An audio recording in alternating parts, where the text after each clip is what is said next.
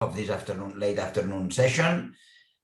The speaker is Athanasios from the University of Nottingham, and he's going to present his work on dynamics of Zorich maps.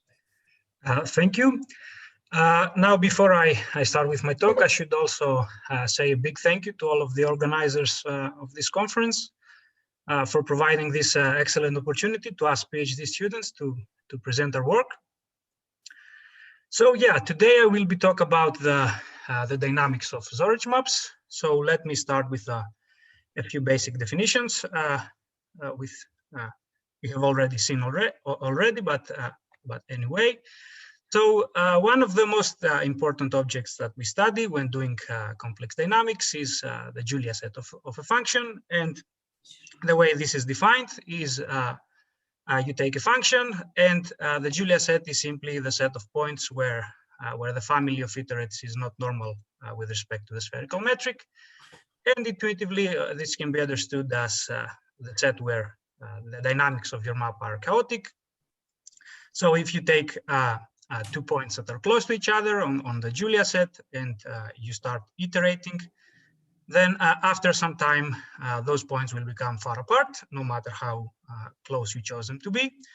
So in the Julia set, we have what's called sensitive dependence on initial conditions, which is one of the basic characteristics of chaos.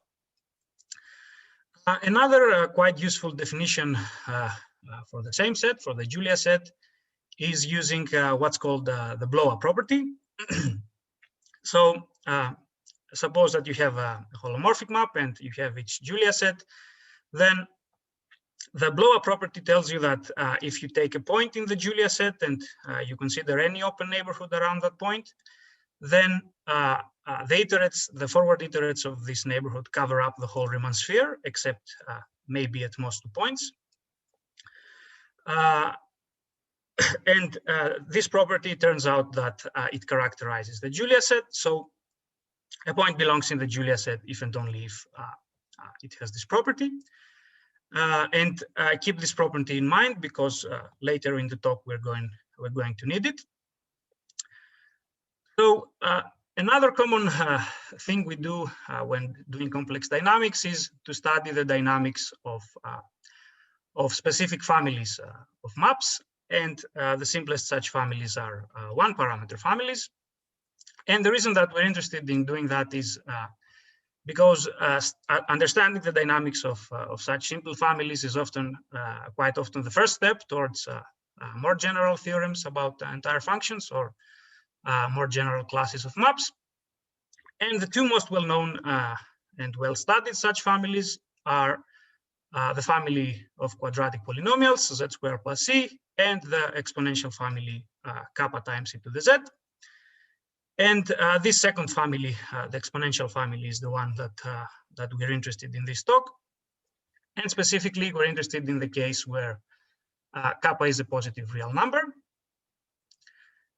Now, in this case, the two most basic facts that we know are two theorems. The first one due to Mishurevich, which tells us that for kappa bigger than 1 over e, the Julia set is the entire complex plane. So the dynamics in this case are chaotic everywhere. And on the other hand, when kappa is between 0 and 1 over e, the Julia set is what's called a Cantor bouquet. So it consists of uncountably many disjoint curves, each of which has a finite endpoint and goes off to infinity. And you can see below the set in black is the Julia set. And it is basically comprised by a collection of curves that start somewhere and go off to infinity at the right. And next, I want to discuss quasiregular maps. And the reason that I want to discuss quasiregular maps is because later in my talk, I will be talking about Zorich maps, which turns out to be quasiregular. So I want to maybe give here to make a brief discussion of what quasiregular maps are and why we care about them. So quasiregular maps from RD to RD are a higher dimensional generalization of holomorphic maps in the complex plane. And the way to that they're meant to be understood is that we need to notice first that holomorphic maps send infinitesimally small circles to infinitesimally small circles. That's an easy consequence of the Cauchy-Riemann equations. And this basically means that holomorphic maps are everywhere locally conformal. So they locally preserve the angles of curves. Now, quasiregular maps allow some sort of local distortion. So they are allowed to distort the angles of curves, but by a bounded amount. So instead of having small circles getting mapped to small circles, we now have small spheres getting mapped to small ellipsoids, but of bounded eccentricity. So in other words, quasiregular maps stretch our space locally, but they do it by a bounded amount. And two easy examples to keep in mind are x and y goes to 2x and y, which of course is not a holomorphic map. It doesn't satisfy the Cauchy-Riemann equations, but it is quasiregular. And winding maps, which are given in polar coordinates by this formula. Of course, again, they're not holomorphic, but they are quasiregular. So the next natural question to ask is why are we interested in quasiregular maps, and why even study them? Now, two are the main reasons. So first, they naturally appear in many places throughout mathematics, for example, complex dynamics and PDEs, and so on, and many other places. So having a theory for them would be quite desirable. And the second main reason is because of something called Liouville's theorem on conformal maps, which basically tells us that when we have locally conformal maps in higher dimensions, then those maps have to be Möbius transformations. So if we are looking for a class of maps in higher dimensions for which to try and develop a function theory, like the one we have in the complex plane for holomorphic maps, then the first candidate we should choose would be all the maps that are locally conformal. Unfortunately, here is where Liouville's theorem comes to ruin our plans. Those maps, since it tells us that those maps are Möbius transformations. So, and as you can imagine, a function theory for Möbius transformations is it's not very interesting. So we somehow need to relax this notion of local conformality, and quasiregular maps are exactly the kind of maps that we're looking for. So we can try and develop a function theory for them in higher dimensions. And indeed, there are many theorems for quasiregular maps inspired by theorems for holomorphic maps. For example, I mentioned here two of them. Quasiregular maps are open, discrete, and differentiable almost everywhere. That was shown by Resetniak. And there is an analog of Picard's great theorem, proven by Rickman. And another thing we can do with quasiregular maps is classify them according to their singularities at infinity. So a quasiregular map in RD is said to be of polynomial type if its limit at infinity is infinite, and if this limit does not exist, we say that our map is of transcendental type. And if we want to study the dynamics of quasiregular maps, we should define a Julia set for those maps. But as it turns out, the definition for the Julia set using normality doesn't quite work in this setting. We don't get a nicely behaved Julia set. So for this reason, we define the Julia set using the blow-up property. This other definition that I mentioned in the beginning of my talk. So the Julia set of a quasiregular map is defined as the set of all points for which, if you take any neighborhood around the point and consider the forward iterates, those iterates cover the whole RD, except maybe a set of conformal capacity 0. So I won't go into the details of what this conformal capacity is, but it basically means that that this set is a very small set. So it is something like the blow-up property for the classical Julia set. And if we want to call this a Julia set, then it should have many of the classical properties that someone would expect from the Julia set. And indeed, Bergweiler and Nix have shown this. So when we take any quasi-regular map in RD, if we assume something about its degree, then we can show that the Julia set is always non-empty, it is completely invariant, and if it's not too small, then it is also a perfect set. The Julia set of any of its iterates is the same with the Julia set of the function itself.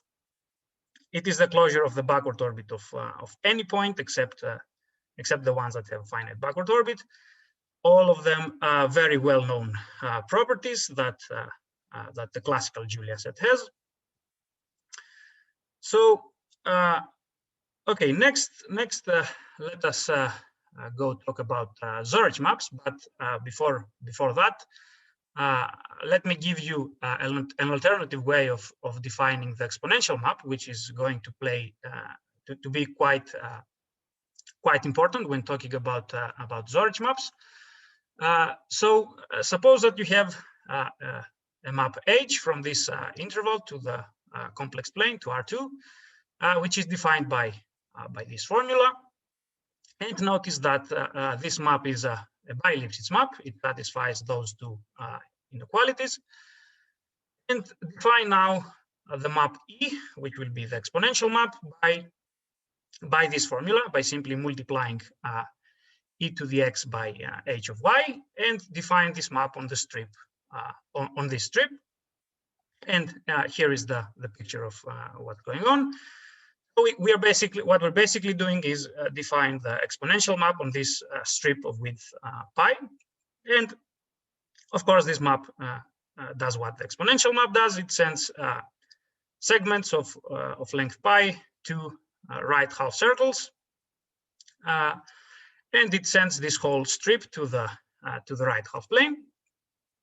And if we now want to extend this map to the rest of the complex plane, we simply reflect across the boundaries of the strip and across the imaginary axis. So, for example, if I want to find where to send this point, I will first reflect across the boundary.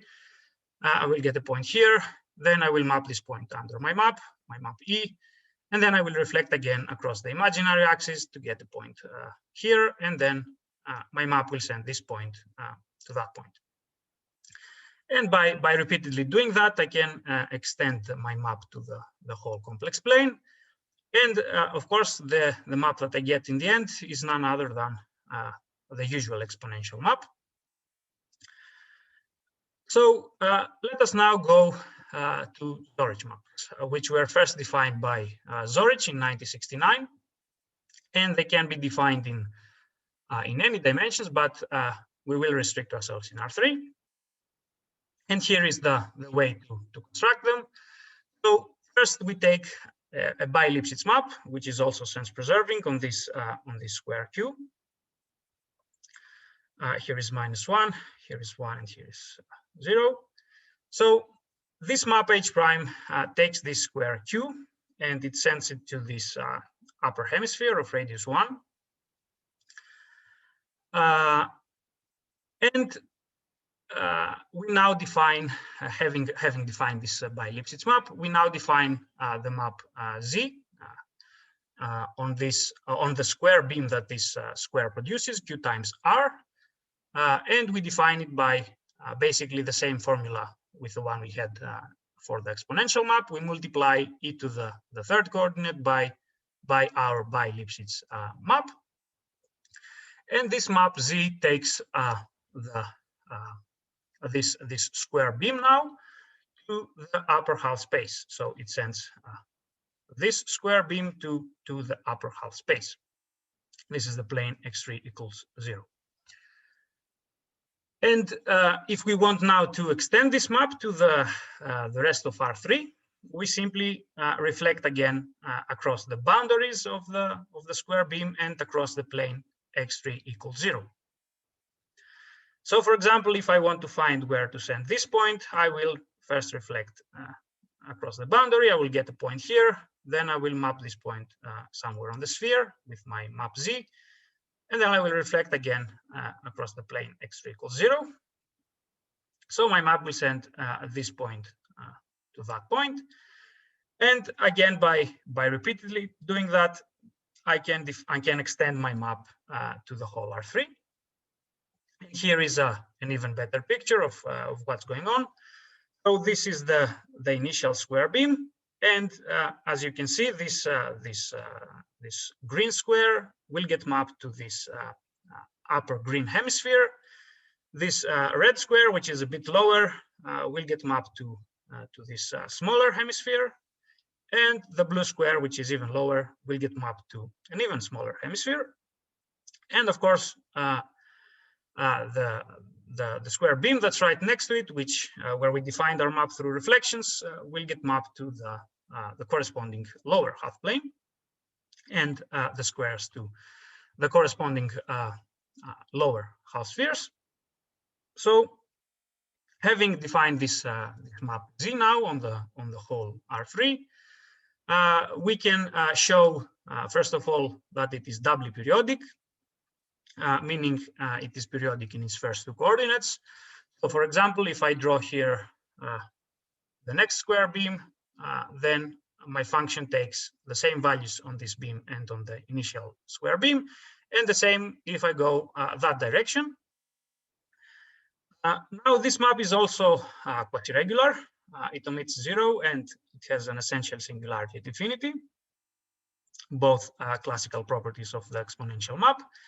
But unlike the exponential map, a big difference here is that the branch set is not empty in this case. Remember, the exponential map doesn't have any critical points, so it is everywhere locally homeomorphic. However, the Zorich map does have points where it is not locally homeomorphic, and those points are exactly those lines, those black lines that you see that are perpendicular to the plane x3 equals 0. So, for example, all of those points are points where our map is not locally homeomorphic. And we can now try and study the dynamics of those Zorich maps. So in analogy with the exponential case, we define this one parameter family, nu times z for a positive real parameter. And we have the following theorem due to Bergweiler and Nix. So for all nu small enough, the Julia set of this family consists of uncountably many disjoint curves, each of which has a finite endpoint and goes off to infinity. So we have exactly the same result as the one we had in the complex plane. And we even have a Karpinska's paradox in R3. So remember, Karpinska's paradox is the fact that the Julia set of the exponential map, when it is a Cantor bouquet, is 2. But if we remove the endpoints, then the Hausdorff dimension drops to 1. Here, in this higher dimensional setting, the Hausdorff dimension of the Julia set is 3. But if we remove the endpoints, the Hausdorff dimension drops to 1. Now, natural thing to ask here would be whether or not something like Mishurevitz's theorem is also true in this higher dimensional setting. So is it true that the dynamics of our Zorich map for large values of the parameter nu are chaotic everywhere in R3? So is the Julia set the entire R3? And to answer that question, we will have first to modify the construction of Zorich maps.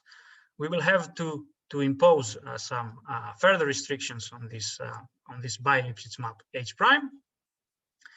And the first thing that we need to do is require that this map sends the diagonal lines of the square where it was defined to great half circles lying on those planes.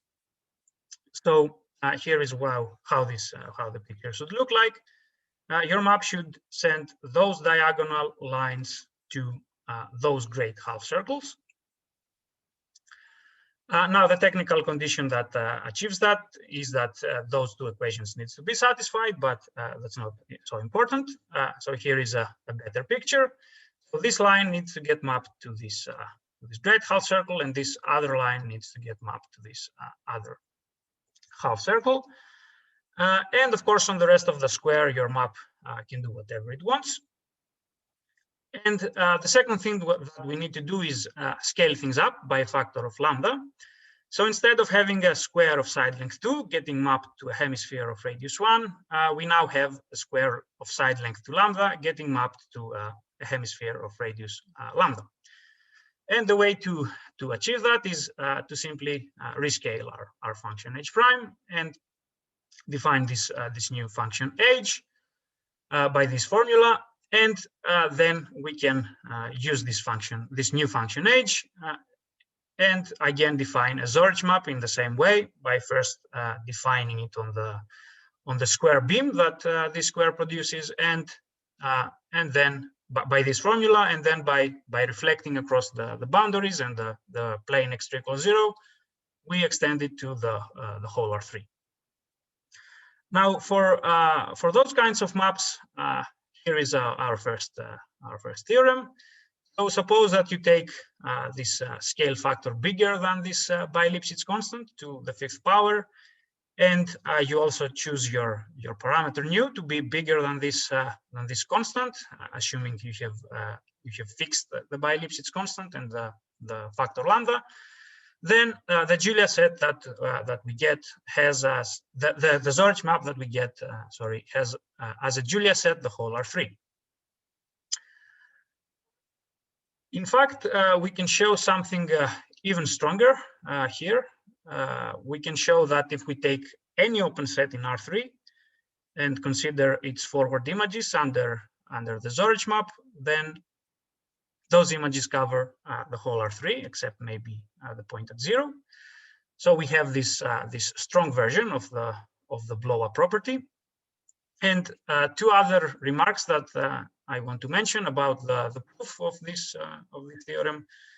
So notice that the Julia set in this case, since the Zorich map is a quasiregular map, cannot be defined using normality. So we cannot use any normality arguments in the proof of this theorem. And normality arguments were very essential in Mishurevich's proof. Unfortunately, we cannot use any of those. So as a result, our proof will have to be a bit more elementary, but it will also have to be a bit more complicated as a result. I'm not going to go through the details of the proof of this theorem, so I'll just leave it to that. So moving on, we have another topic very closely related with chaotic behavior and Julia sets, and that is the topic of density of periodic points. It is generally well known that for rational maps, the repelling periodic points are dense in the Julia set, and this is also true for transcendental entire functions shown by Baker. And if we apply now this theorem to the case of exponential maps, we get that the repelling periodic points of the exponential family for kappa bigger than 1/e are dense in the complex plane. In the quasiregular setting, however, there is no such theorem as the one of Baker. It is still an open problem whether or not periodic points are dense in the Julia set. But at least we can say that in our case, in the case of Zorich maps, this is indeed the case. So choosing the same values for the parameters lambda and nu, the periodic points are dense in R3. Now, another quite important object that we study when doing complex dynamics, already mentioned in the previous talks, is the escaping set of a function.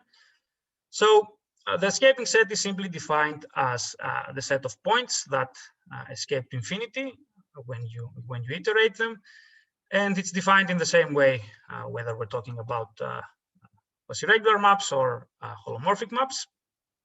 And Eremenko has shown that when you have an entire function, the escaping set is always non-empty, and the boundary of the escaping set equals the Julia set. And he also made this very important conjecture regarding the connected components of the escaping set, which is still open. And in the quasi-regular setting now, again, we know, thanks to Bergweiler, Fletcher, Langley, and Mayer, that the escaping set is, again, non-empty. However, in this case, we only have that the Julia set is a subset of the boundary of the escaping set. And we have examples where this inclusion is strict. And we also know that Eremenko's conjecture doesn't hold in this setting.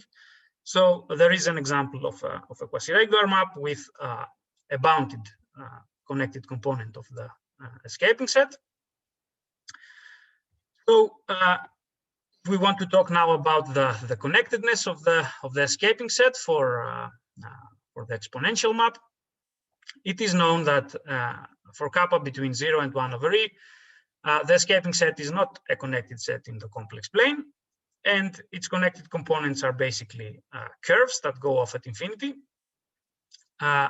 So in this case, Eremenko's conjecture holds. All of the connected components of the escaping set are unbounded. And Eremenko's conjecture holds also in the case when kappa is bigger than 1 over e, in which case Rempe has shown that the escaping set is a connected set, and of course a dense subset of the plane. So again, Eremenko's conjecture holds trivially in this case. The escaping set is comprised of just one component. And in the quasi-regular setting now, Bergweiler again has shown that for small values of nu, the escaping set is not a connected set, and its connected components are, again, curves that go off at infinity. And on the other case, we have the corresponding result to that of Rempe. So again, if we choose the parameters like that, the escaping set is a connected and dense subset of R3. Now, finally, closing, I want to just mention that there are many other things that we know about the exponential map that would also make sense for in this higher dimensional setting of Zorich maps. But as I see, I'm already out of time, so I will just stop here. Thank you for your attention.